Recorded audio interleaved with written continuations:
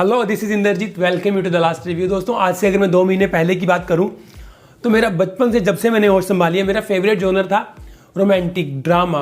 मतलब ड्रामा तो मुझे बहुत अच्छा लगता है। जो फिक्शनल स्टोरीज होती हैं ये मुझे बहुत ज़्यादा अट्रैक्ट करती हैं, तो मैं शुरू से यही फिल्में देखता था।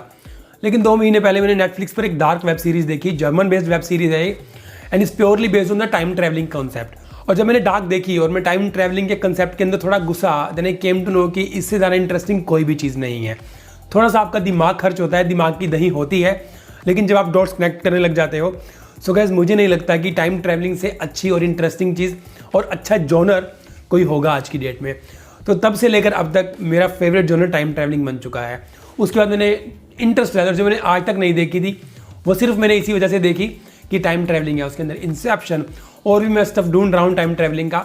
सो it's about JL50 starring Abhay Deol, Piyush Mishra, Rajesh Sharma, Pankaj Kapur and Ritika Anand, जो वन ऑफ द प्रोड्यूसर्स भी हैं फिल्म की, और उन्होंने फिल्म के अंदर एज एन एक्टर भी काम किया है। So guys, JL50 is a mini web series. 4 episodes की एक छोटी सी वेब सीरीज है ये। हर एपिसोड आधे घंटे का ही है लगभग।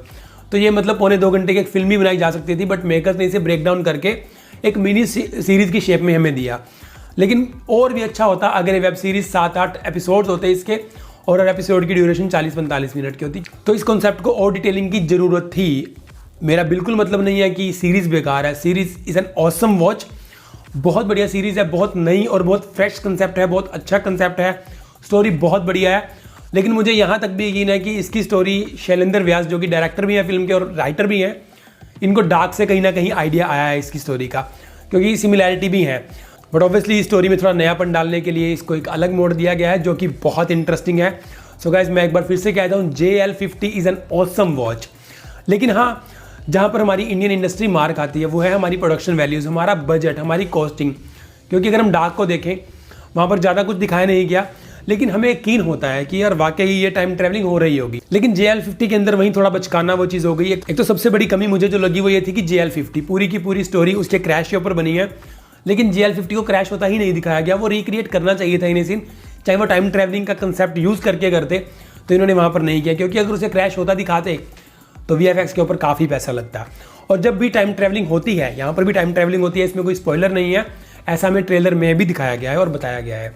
तो जब भी टाइम ट्रैवलिंग होती है, वर्म होल के अंदर जब जाते हैं या वहाँ से निकलते हैं, तो जो दिखाना चाहिए था इफेक्ट, जो ट्रांजिशन होनी चाहिए थी, वो बिल्कुल भी नहीं है। इंस्टेड उस चीज़ से कैमरा हटा के, उस चीज़ से पूरा फोकस हटा के आपको स्टार्स के चेहरे दिखा दिए जाते हैं, तो जो मुझे काफ़ी बचकाना लगा। मतलब वो इफेक्ट देखना ही तो इंपॉर्टेंट है कि कैसे गए, ताकि ऑडियंस को यकीन हो। तो इन्होंने ऐसा कुछ नहीं दिखाया, जो बहुत भारी कमी थी सीरीज़ के अंदर। जबकि ऐसा अगर हम डार्क को देखें तो उसके अंदर कुछ भी नहीं ऐसा दिखा रखा, हल्की सी ट्रांजिशन है और वो फटाफट से वर्ल्ड और टाइम को स्विच कर देते हैं और आपको यकीन होता है कि टाइम स्विच हो चुका है। इसके अंदर ये सब नहीं है, जो मुझे लगता है कि थोड़ा कमी है। क्योंकि हम बाहर का कंटेंट काफ़ी ज़्यादा देखते हैं, तो ऑब्वियसली कहीं ना कहीं से कंपैरिजन निकल कर आ जाता है। So guys, JL50 time travelling के ऊपर बेस्ड एक बहुत इंटरेस्टिंग स्टोरी है। आज के जो लोग प्रेजेंट में हैं, इन सब का कुछ ना कुछ पास में छिपा हुआ है। एक फ्लाइट थी जो 35 साल पहले वेस्ट बंगाल से उड़ी थी, लेकिन वो 2019 जो प्रेजेंट टाइम है पूरी की पूरी सीरीज़ के अंदर, वहाँ पर वो हफ्ते पहले क्रैश हुई है। अब ये लोग किसी और विमान को और फ्लाइट को ढूंढ रहे थे, जिसका नाम something AO26, I am not sure about that, याद नहीं है अब। लेकिन इनको इस विमान के बारे में, इस फ्लाइट के बारे में पता लग जाता है। फिर वहाँ से शुरू हो जाता है कि 35 साल पहले उड़ा था और अब तक एक गुम था। अब CBI के officer Shantanu, played by Abhay Deol, वो इस चीज़ को बिल्कुल नहीं मानते। उन्हें लगता है कि टाइम ट्रैवलिंग तो है ही नहीं मतलब कुछ। जबकि उनके जो कलीग होते हैं, गौरंगो, प्लेड बाय राजेश शर्मा, उनको कहीं ना कहीं लगता है कि यार ये हो सकता है टाइम ट्रैवलिंग का कंसेप्ट हो। क्योंकि फ्लाइट के अंदर जो भी लोग मिलते हैं, जो भी सबूत मिलते हैं, वो सब ये इशारा करते हैं कि ये स्टोरी 35 साल पहले की ही है और ये कहीं ना कहीं टाइम ट्रैवलिंग का ही कंसेप्ट है। और क्योंकि JL50 क्रैश हो गई थी, तो इसमें सब लोग मर जाते हैं सिवाय 2 लोगों के। तो यहाँ 2 ही लोग बचते हैं। एक तो इसकी pilot Bihu Ghosh, played by Ritika Anand, और एक professor Mitra, played by Piyush Mishra. बाकी सब मर जाते हैं।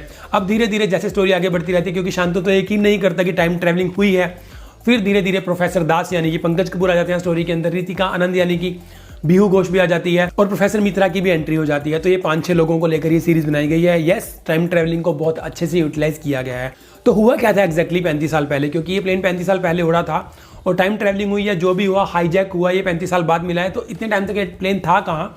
एंड मोर ओवर, क्या CBI यानी कि शांतनु और गौरंगो और जो भी इन्वेस्टिगेशन ऑफिसर्स हैं, इस चीज़ का पता लगा पाएंगे कि एग्जैक्ट हुआ क्या था? और अगर टाइम ट्रैवलिंग हुई भी है तो वो हुई कैसे, अब ये सब सेट कैसे करेंगे, इस चीज़ को फिक्स कैसे करेंगे। So guys this is JL50 is all about and it's very very interesting web series. अगर मैं डायरेक्शन की बात करूं तो शैलेंद्र व्यास की डायरेक्शन बहुत अच्छी है, बहुत स्टिक है, स्टोरी बहुत अच्छे से आगे बढ़ती है, बट यस इसमें डिटेलिंग की और ज़रूरत थी हमें। स्टोरी को जिस तरह से लिखा उन्होंने, स्क्रीन प्ले जिस तरह से दिखाया गया है, that is very engaging, very interesting, और एक टाइम ट्रैवलिंग का कंसेप्ट ऐसे ही दिखाया जाना चाहिए था। ये सब चीज़ें वो अच्छे से पकड़ते हैं, बट क्योंकि चीज़ें काफ़ी बचकाना लगती हैं, हमारी प्रोडक्शन वैल्यूज़ कम है, हमारी कॉस्टिंग कम है, उस कारण कहीं ना कहीं डायरेक्शन पे थोड़ा सा असर पड़ता है। परफॉर्मेंसेस की बात करूं तो एक से बढ़कर एक परफॉर्मर्स यहाँ पर पड़े हैं, और वैसे भी अभय देओल को मैं one of the most underrated Bollywood actors मानता हूँ। मतलब वो काफ़ी डिजर्विंग है बंदा, और उस बंदे का जो भी काम मैं आज तक देखा है मैंने, लाइक जिंदगी ना मिलेगी दोबारा, लाइक देव डी, लाइक ओए लकी लकी ओए एंड मैनी मोर मूवीज़, मुझे लगता है कि ये बंदे को वो नहीं मिला है जो ये डिज़र्व करता था। और इसके अंदर भी उसकी एक्टिंग बहुत रियल, बहुत नेचुरल है।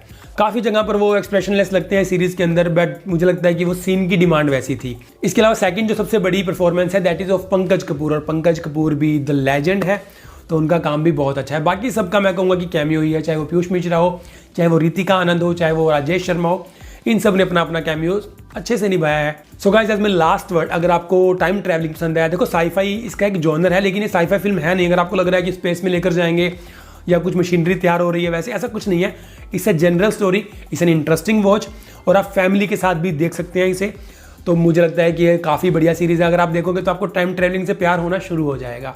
सो गाइस ये थे मेरे JL50 को लेकर रिव्यू। मिलता हूँ जल्दी ही अभय 2 के जो बाकी के एपिसोड्स आए हैं उनके रिव्यू के साथ। तो अभी के लिए इतना ही था। अगर आपको मेरी वीडियो पसंद आई हो then please give it a big thumbs up, और आप मुझे कमेंट सेक्शन के अंदर भी अगर आपका कोई डाउट है JL50 से रिलेटेड, आप मुझे पूछ सकते हैं, मैं ट्राई करूँगा उसका आंसर देने की। तो फिलहाल इतना ही, अभी के लिए अलविदा। Thank you for watching.